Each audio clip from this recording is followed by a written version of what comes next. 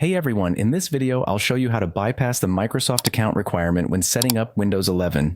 This method is straightforward and works for both laptops and desktops. When you reach the setup screen asking for a Microsoft account, you'll need to open the command prompt. For laptop users, press Fn plus Shift plus F10, and for desktop users, press Shift plus F10 to open the command prompt window.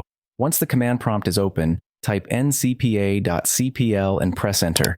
This command will open the network adapter settings. In the network adapter settings, locate your active network adapter. Right-click on it and select Disable to disconnect from the internet.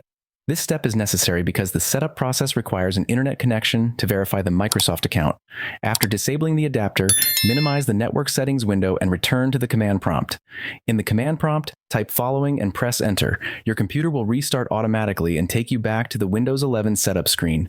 This time, you'll notice an option to continue the setup process without signing in with a Microsoft account. Proceed with the setup as usual. Once the setup is complete and you're inside Windows, you'll need to reconnect to the internet. Open the Start menu and search for View Network Connections.